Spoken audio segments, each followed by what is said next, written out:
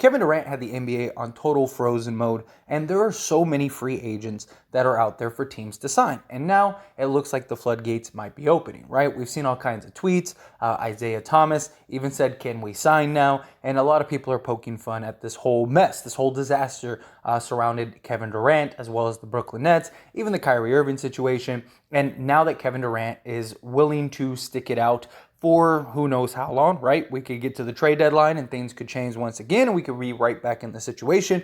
But at least for now, we know Kevin Durant is going to be a Brooklyn Net. And even Patrick Beverley weighed in and said, "Y'all can sit and don't say nothing, but that ain't cool. It's dudes with families out here who haven't got a job because of this KD blank, and to be on and off ain't cool.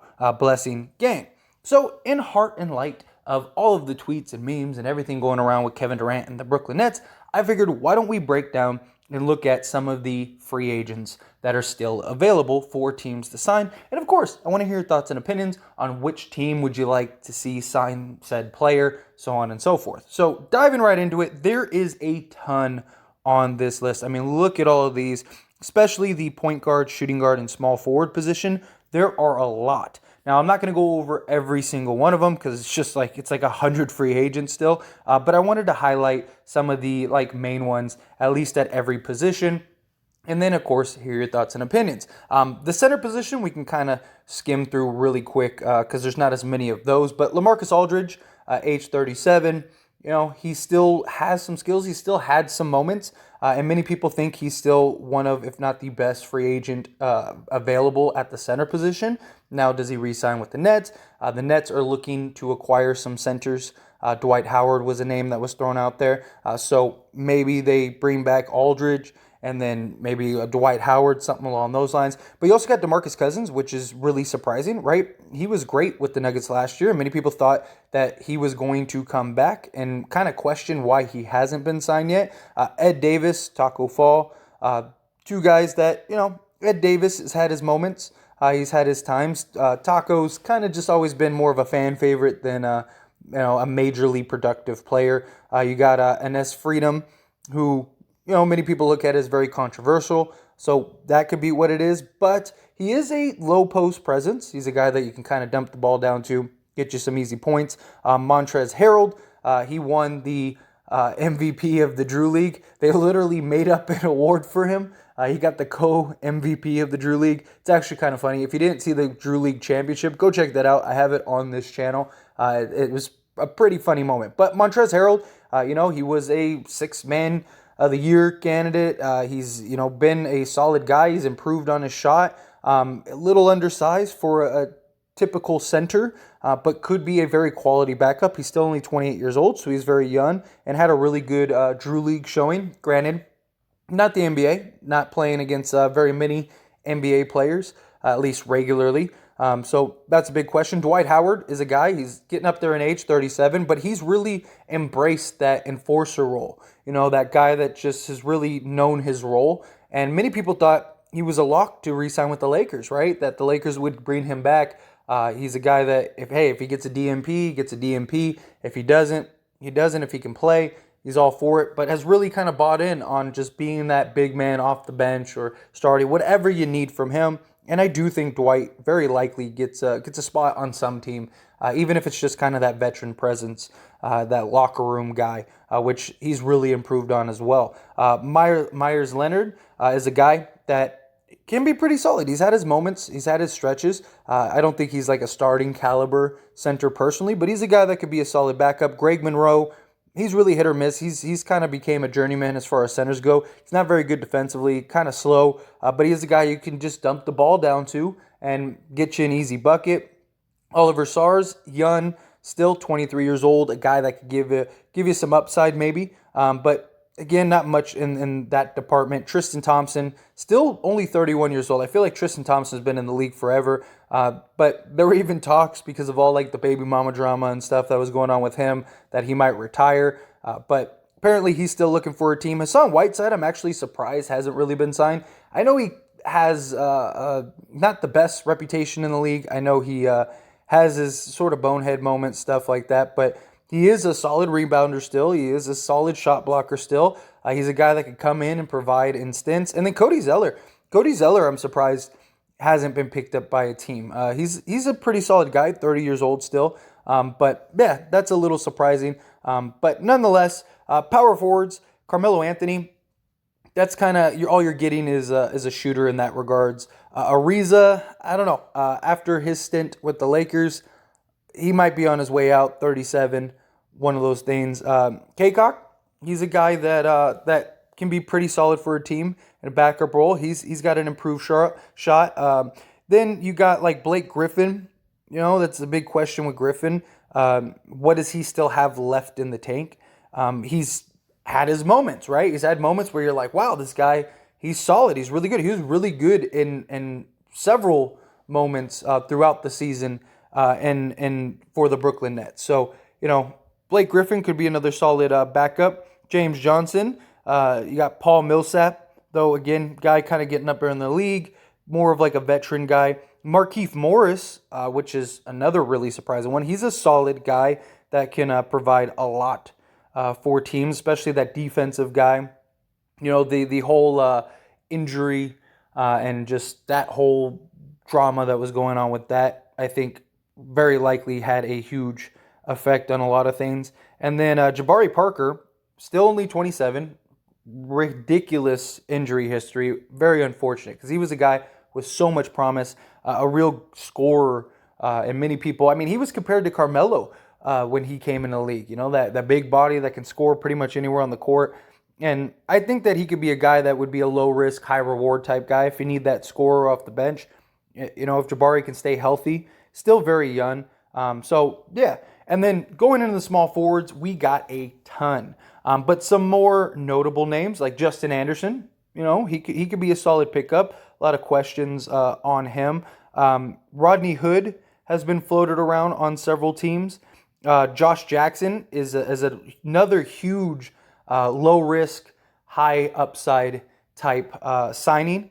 25 years old. He hasn't lived up to the promise that many people thought he would when he came into the league. But still, very young, guy that could give you some upside. Big body, he's like 6'8", if I'm not mistaken off the top of my head. So he could give you some solid defense. If that shot can start developing, you know, could be pretty solid. You got Alfonso Mckinney. He's been a guy that has been solid in moments that he's played. You know, not a guy that's a huge standout, not a guy that's going to get you, you know, huge moments, things like that. But he's a guy that can be solid defensively. His shot can be a little inconsistent at times, but somebody that I think will definitely get picked up. You got Tony Snell still, who's still 31 years old, and I believe Tony Snell, if I'm not mistaken, he hasn't like missed a free throw in like 7 years or something crazy like that. So I imagine him, guy that can you know, play multiple positions, guy that can defend. Again, another hot and cold guy. None of these guys are like, you know, lights out type guys. Lance Stevenson is like, you know, a fan favorite. But I just think unless he's on the Pacers, that's basically what you got. And then going into shooting guards, Avery Bradley, I have a lot of questions about him. You know, I've even had people ask me, like, should the Lakers bring him back? I just think he's an undersized guard. I think that's the problem. He's had some injury history as late. Not as consistent as he once was. PJ Dozer, I was surprised to see him on this list when I was looking this up, because this is you know, updated like from today. So this is something that I was pretty surprised. PJ Dozer, again, not a huge standout, but still very young, 26 years old, a guy that can come in and produce. You got Lanston Galloway. He's had some really bright spots, some really bright moments for many teams. Jeremy Lamb, that's another player that has been thrown out for several teams, and I expect a team to pick him up pretty quickly. You know, defensive guy, not going to give you too much scoring, but he can get hot. He's had his games, he's had his moments, stuff like that. Ben Mclemore, he's a guy that can give you that 3 and D, but again, really inconsistent. He's had some stints with some teams where he was just great and then just kind of inconsistent. I think that's been his biggest problem. Etuan Moore is another solid contributor, a guy that could really help some teams. Denzel Valentine, I think, you know, he's always been an anomaly to me. I've always liked Denzel Valentine, even when he was on Michigan State. But he's just he's a guy that can do a little bit of everything, but he doesn't do anything great. You know what I mean? Like he can score, he can pass, he can rebound, play a little defense, but he's not great at any one of those things. He's like a solid guy. Lou Williams is another guy that bucket getter, but he's getting up there too. 36 years old, but he's still a guy. If you need some points, can go get you some points. And then lastly, point guards. DJ Augustine, he had some bright spots, some bright moments. He's a guy that could be serviceable to some teams. Eric Bledsoe, still only 33, though injury history, stuff like that. A lot of questions there. Michael Carter-Williams, he's went from rookie of the year, one of the best rookie seasons ever, to kind of having trouble getting a roster spot. Chris Dunn, 28, still young. He's a guy that he was a guy I was really excited when he came in. Followed him, Providence, all that stuff. But he again, guy that hasn't really lived up to what many people had hoped. But I do think he's a guy that could again be really solid in the right situation, right environment, stuff like that.